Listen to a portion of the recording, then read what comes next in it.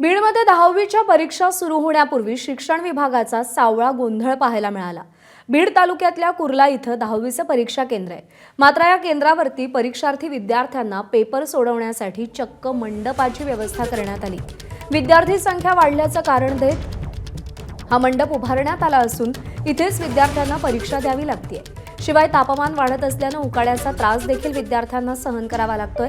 12वी नंतर 10वी परीक्षा सुरळीत होण्यासाठी प्रशासनाचे प्रयत्न सुरू असताना हा सावळा गोंधळ समोर आलाय। आमच्या प्रतिनिधींनी आढावा घेतलाय, पाहूया। आजपासून 10वीच्या परीक्षेला सुरुवात झालेली आहे। मात्र पहिल्याच दिवशी शिक्षण विभागाचा सावळा गोंधळ जो आहे तो पाहायला मिळत आहे। सध्या मी बीड तालुक्यातील कुर्ला या ठिकाणच्या परीक्षा केंद्रावरती उभा आहे आणि आपण या ठिकाणी पाहू शकता की याच शाळेच्या वरती एक मंडप टाकून विद्यार्थ्यांना परीक्षासाठी बसविण्यात आलेले आहे। जवळपास 85 विद्यार्थी जे आहेत ते पायावरती पॅड ठेवून अक्षरशः या ठिकाणी आपला 3 तासाचा पेपर सोडवताना पाहायला मिळतात। या ठिकाणी आपण जी शाळेची भूमिका आहे, शाळेचं म्हणणं नेमकं काय आहे ते देखील घेण्याचा प्रयत्न केला। त्यांचं म्हणणं असं आलेलं आहे, गेल्या अनेक दिवसांपासून अनेक वर्षांपासून या ठिकाणी जी काही शाळा आहे त्याच्या वरांड्यामध्ये देखील पेपर हे घेतले जायचे। मात्र अचानक या ठिकाणी विद्यार्थ्यांची संख्या वाढलेली आहे आणि त्याचं नियोजन कुठेतरी करता आलेलं नाही आहे। उद्यापासून ही जी काही विद्यार्थी आहेत या विद्यार्थ्यांसाठी जिल्हा परिषदेच्या शाळेमध्ये व्यवस्था जी आहे ती देखील केली जाणार आहे। परंतु याच निमित्तानं आता शिक्षण व्यवस्थेचा हा सावळा गोंधळ जो आहे तो समोर आलेला आहे। आपण पाहिलं असेल की 12वीची परीक्षा देखील सुरळीत होण्यासाठी या ठिकाणी शिक्षण विभागाने पावलं उचलली, जिल्हा प्रशासनानं पावलं उचलली। मात्र तरी देखील आजही या ठिकाणचा शिक्षण व्यवस्थेचा हा बोजवारा पूर्णतः उजाडाचं पाहायला मिळत आहे आणि हा शिक्षण विभागाचा फज्जा देखील पाहायला मिळतोय। आणि संबंधित शिक्षक जे आहेत त्यांनी मात्र या संपूर्ण प्रकरणामध्ये सारवासावर देखील केलेली आहे। शिक्षण विभाग असेल, जिल्हा प्रशासन असेल, यावरती काही कारवाई करतं का हे पाहणं देखील तितकंच महत्त्वाचं असेल। विकास माने, ABP माझा, बीड। दरम्यान या सगळ्या संदर्भात मुख्याध्यापक अभिषेक राऊत यांनी काय प्रतिक्रिया दिली आहे तीही आपण पाहूया।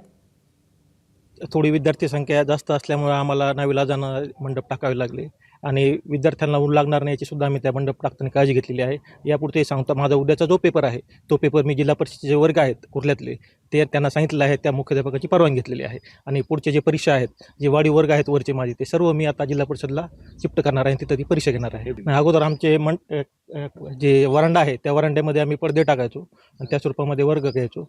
पण आज ह्यावेळेस आम्ही थोडं जास्त प्रशस्त विद्यार्थ्यांना बसतं ह्या हिशोबाने आम्ही केलं होतं। पण आता उद्या आम्ही जे पेपर आहेत ते या ठिकाणी जिल्हा परिषदची जे कुर्ल्याची शाळा आहे ते आम्ही या ठिकाणी बोललेलो आहे मुख्याध्यापकाला, त्यांनी परवानगी दिलेली आहे। दरम्यान यावरती राष्ट्रवादीचे आमदार प्रकाश सोळंके यांचीही प्रतिक्रिया समोर आली आहे, तीही पाहूया।